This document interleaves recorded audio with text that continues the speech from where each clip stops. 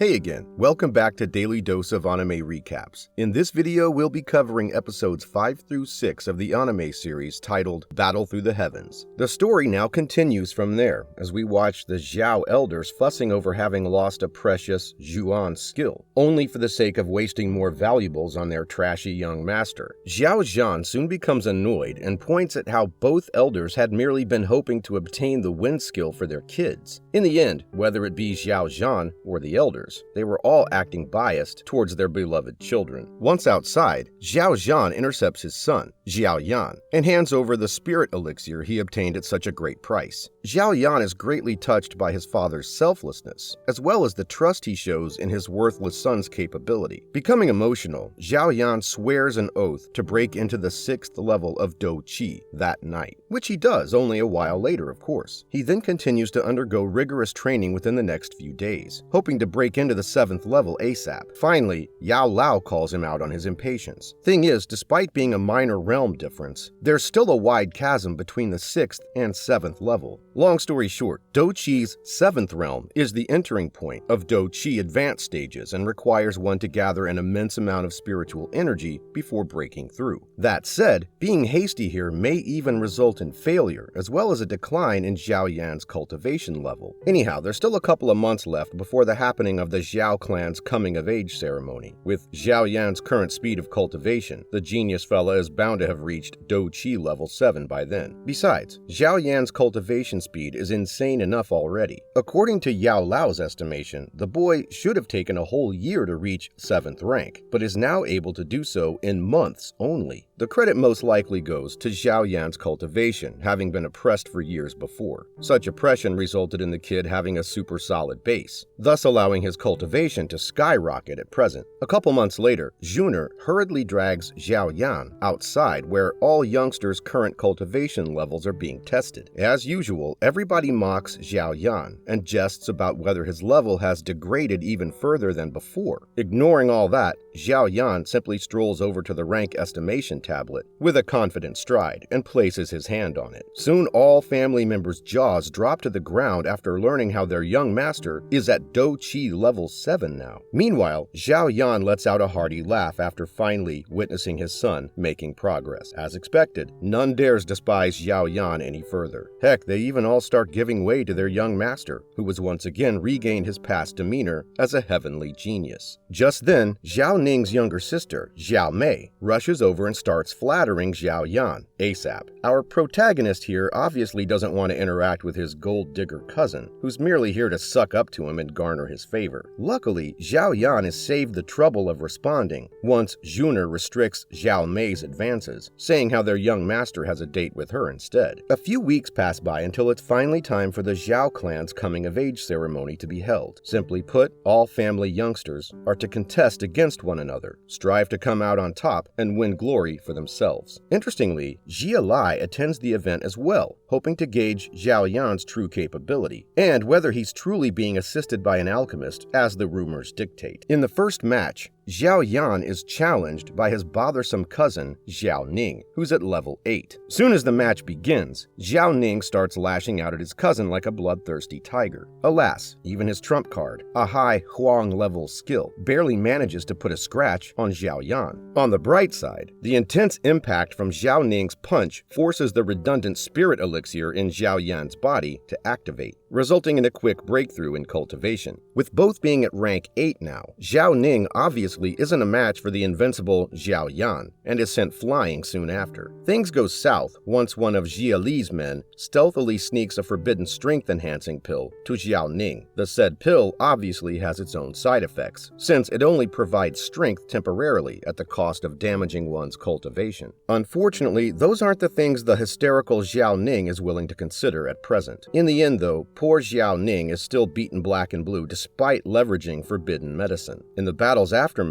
Xiao Ning is even detained in the family prison for 3 months as punishment for overstepping boundary. On the flip side, both Jia Li and his son Liao now hire a low-level alchemist, Luo Ji, who's also a filthy pervert, by the way. This is to compete against Xiao Yan, who's most definitely being backed by some mysterious alchemist himself, which we know though, is his master, Yao Lao, of course. Anyways, the despicable Luo Ji promises to help Jia Li level the Xiao family, so long as they satiate him with enough chicks and beauties. The loathsome toad even wishes to eat swan meat by setting his eyes on Ya Fei, the graceful beauty who's also the manager of the prestigious Matir auctions. In the following days, Xiao Yan finds it odd since their family's market has become increasingly deserted as of late. Upon careful investigation, he learns how the recovery pills, handcrafted by Luo Ji, are far cheaper, resulting in the Jia Li family monopolizing all local merchants and trade. If this continues, then it won't be long before the Xiao clan's market is swallowed by the enemy fair and square, as their young master, Xiao Yan, of course, isn't willing to let that happen, and requests for his master to intervene. His master instantly agrees, but requires a ton of ingredients to produce spirit medicine in bulk. To obtain those materials, the disguised Xiao Yan